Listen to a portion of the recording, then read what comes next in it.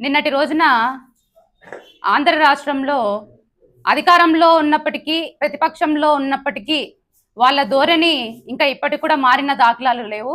నిన్నటి రోజున అచ్చొచ్చిన ఆంబోతుల అంబాటి రాంబాబు గాడు, నాకు తెలిసి నా ఉద్దేశంలో రాంబాబు గారు అని ప్రస్తావించడం కూడా ఇలాంటి నీచులకి తప్పు అని నాకు అనిపిస్తుంది. అందుకనే నేను రాంబాబు గాడు అని చెప్పి సంబోధించాలనుకుంటున్నాను. రాంబాబు గాడు, నీ స్థాయి ఎంత, నీ బతుకెంత, నువ్వు ఏమనుకుంటున్నావో నాకు అర్థం కావట్లేదు. కానీ నిన్న నువ్వు చేసిన పరిస్థితి, నువ్వు కారులో వెళ్ళే పరిస్థితి, అదే రాయలసీమలో ఉండింటే, నువ్వు అదే రాయలసీమలో ఒక రోడ్లో నువ్వు వెళ్ళింటే అలా నువ్వు లైవ్లో కూడా ఉండేవాడి కాదేమో అని చెప్పి నేను ఆలోచిస్తున్నాను.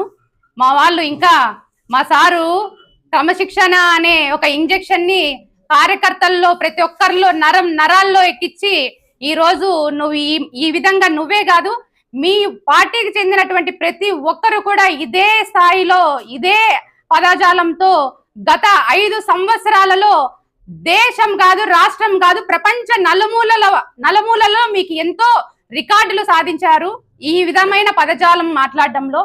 గతంలో చంద్రబాబు నాయుడు గారు ప్రతిపక్షంలో ఉన్నప్పుడు ఆయన భార్యని విమర్శించడం జరిగింది.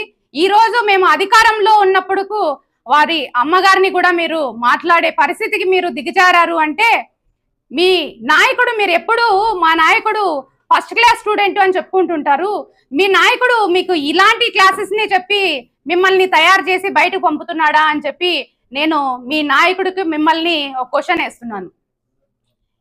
ఎలాంటి సంస్కారం నేర్పుతున్నాడు మీ నాయకుడు మీకు? గతంలో నువ్వు పోలవరం మినిస్టర్ గా పనిచేసావు.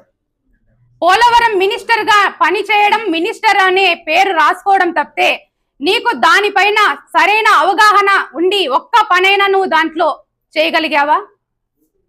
తర్వాత నీ బుద్ధి లేని పనులు గంట అరగంటకే నీ పరిమితం అయ్యాయి. అంతేకాకుండా సంస్కారం లేకోకుండా మాటలకే నీ 2.5 మినిస్టర్ చరిత్ర ముగిసిపోయింది. అలాంటి వ్యక్తివి నువ్వు చంద్రబాబు నాయుడు గారి గురించి మాట్లాడతావా? చంద్రబాబు నాయుడు గారు 9 సార్లు ఎమ్మెల్యేగా గెలిచారు. 4 సార్లు రాష్ట్రానికి, ఉమ్మడి రాష్ట్రానికి, ఆంధ్రప్రదేశ్ రాష్ట్రానికి 4 సార్లుగా సీఎంగా పనిచేసినటువంటి